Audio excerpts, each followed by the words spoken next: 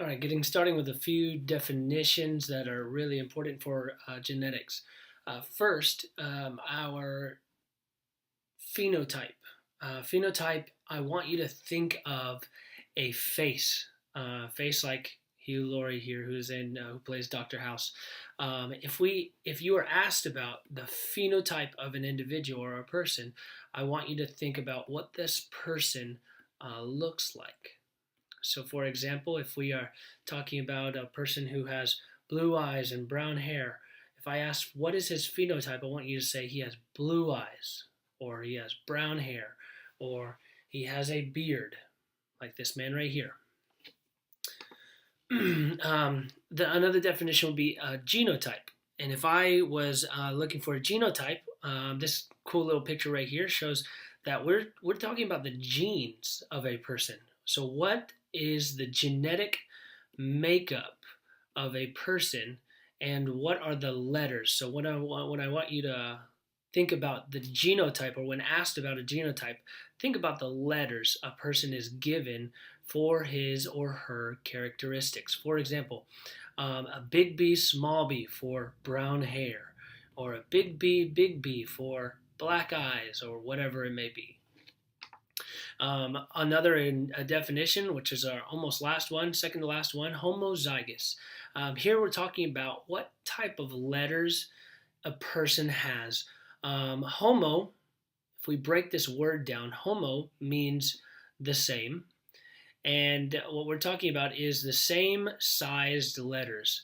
Same size letters. So big B would be the same size letters. Small b would again be the same size letters, or T and T, as long as it is homo, meaning same.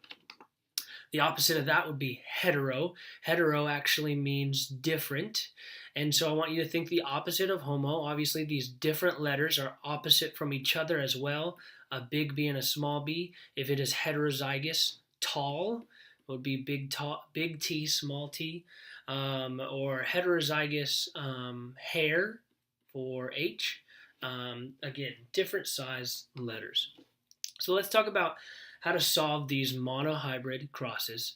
And this one right here, I give us a question, and it's called predict the probability of a boy as your first child.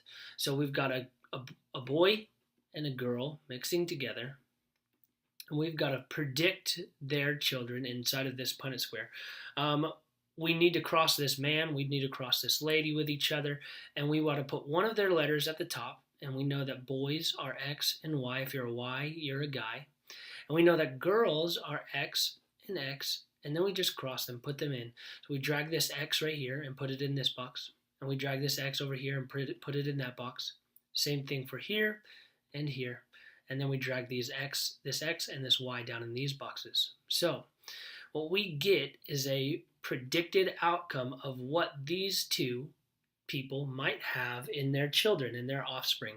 And so what that would look like is a 25% chance of it being a girl, another 25% chance. So that is a total percentage chance of 50% of it being a girl. And then again over here, a 50% chance of it being a boy, 50-50. So that's how we would do a monohybrid cross. So let's try one more, something similar, but again, now we're going to use these definition words. So we want a black hair color is dominant to a brown hair color. Cross a heterozygous mom with a brown haired dad. First of all, you got to use this word heterozygous. Hetero means different, and the mom is different, and that would just mean that she has a big B and a small b for her colored hair. The man is just a brown-haired man. So that would mean that he is both these recessive. He doesn't have to say homozygous or heterozygous, because if they are the recessive, they have to have both of these small letters to actually be recessive, to have that recessive trait. So dad would be small b, and we would just cross these letters in. When we cross these letters in, we would get a genotype and a phenotype ratio, geno and pheno. And again, geno means what letters does he have? As 50-50, 50% big B, small b, which means they would be 50% heterozygous dominant. And then again, 50% just recessive letters, small b, small b. Those would be the genotype. The phenotype, we don't even talk about the phenotype yet or what it looks like. Here in the phenotype, that's where we talk about the looks of the individual.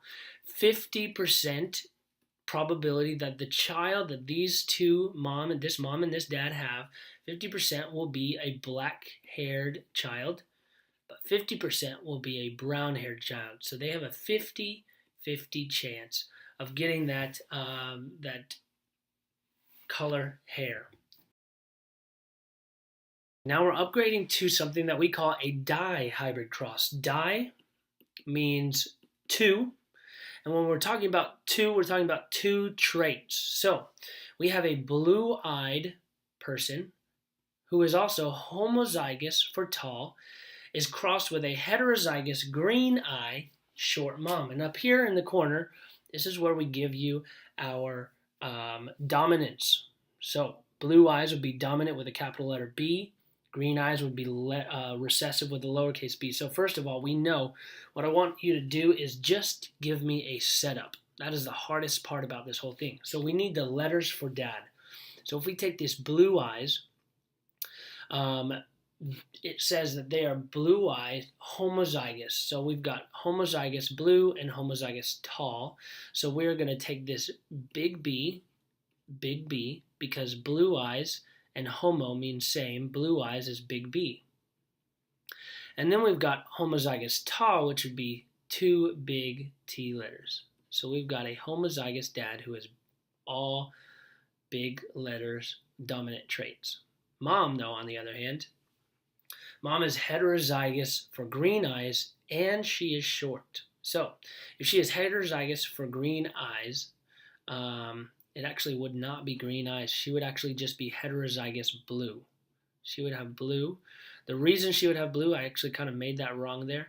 The reason she would have blue eyes is because she has a heterozygous, which means she would be one big B and one small b. And the big B would be dominant over this recessive trait, which means she would express these blue eyes. So she has heterozygous blue eyes and a short mom. So if mom is short, that means she is recessive for both of her short genes, and she would be small t, small t. So now that we have the setup, we have their letters, what we're now going to do is look at this next page. And this next page says that once we have these letters, we're going to plug them into a chart, and we're going to plug them in by using FOIL. So dad was all big letters. Mom was a heterozygous blue eye and a recessive for the rest. And what I mean by plugging in FOIL is we want to plug them into a chart that looks like this, right here. And to plug them into a chart that looks like this, what we have to do is we have to FOIL one set of letters. So let's first focus on dad, and we want to FOIL dad by taking the first of each set of letters. First B, and we want to pair it up with the first T. So that would be our first letter there. Then we want to take the outside letters. These outside letters would be the one way over here on the outside and the one way over here on the outside. Again, we always want to pair opposite letters to each other. So that would be another big B, big T. Then what we want to do is we want to take the inside letters. That would be the I for FOIL. The inside letters would be, again, the opposite letters, but we are pairing big B again with big T. And then we want to take the last letters, and these last letters would be the last B paired with the last T. So again, all we're trying to do is pair these letters up. And now that we have these letters paired with the opposite letter in itself, or the opposite trait, we can plug them in to this chart right here. And when we plug it in, we just put dad at the top, and we saw that all of his letters were big letters. Then we go back and we actually do the same exact thing, but we do it for mom. So let me take these little letters here away, and let's do the same thing for mom. Now we're going to focus just on this one. We're not even going to worry about this one now. We're going to FOIL the same thing. First B, first T, again pairing opposite letter, and then we're going to do the O. and we do the outside letters. So that would be this one with the opposite outside, big B, small t again. Inside letters would be small b and the small t, so that we're going to take that. And then our last b and our last t, which would be another small b, small t. So when we plug that in, it will look like this on the side. A big B, small t, a small b, small t. Let's change that one to another big one. Then we do a big one and a small one, and a small one and a small one. There we go. So that was the hard part. You had to do FOIL. You had to make sure that these letters all right here were paired up in this FOIL after we got their letters by their definitions. Then all we have to do is plug them in. And when we plug them in, we just drag them down. I do not want you to drag them down how they're listed though. We drag all the B's first, and then we drag the T's. So again, this is a big B and a big T with another big B and a small t. So what we do is we put the B's first, and then we put the T's after it. Here we've got a big B and a big B and a big T and a small t. So again, we pair them so that the B's are first and the T's are second. That way we make sure that we are absolutely correct with our decision. It makes it much easier in the end. I'll let you guys go ahead and plug these in on yourself and finish out the plugging in there.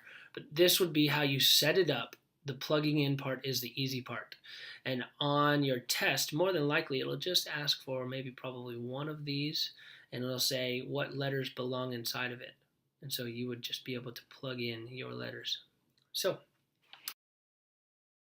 the last thing that I want to talk about is how to solve sex-linked traits. These are traits that are linked to a specific sex, male or female.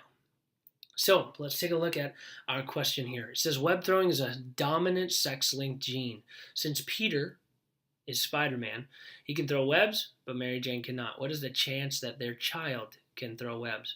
So what we do is we know that Spider-Man is an XY. He is a boy, and we know that Jane is an XX. The thing here is it says that Spider-Man can throw webs, which means that we know that it is probably linked to a Y. And this is how we represent that. We put a little hash mark right up by one of the letters. And since we know that boys can throw webs, it is probably linked to the trait that the boy has that is different from females. And so when we plug this in, it would look just like this, attached with the little attachment there. And then Mary Jane can be sitting right here. And when we plug it in, it would look like this. And again, I'm just dragging letters and putting them in over here. We attach the attachment there.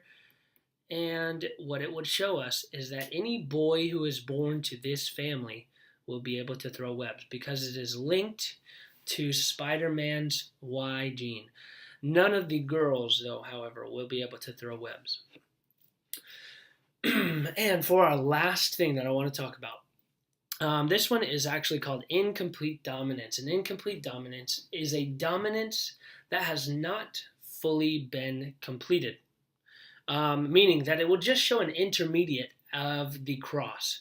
So right here, if you look at my screen, we have a flower here, and then we have a red flower that is going to be crossed with a white flower. And when a red flower is crossed with a white flower, and it expresses an incomplete dominance, or it goes through incomplete dominance, what we will get is the offspring being pink. Red mixed with white would make a pink flower, and all the children would come out that color. This is just showing us the incomplete dominant.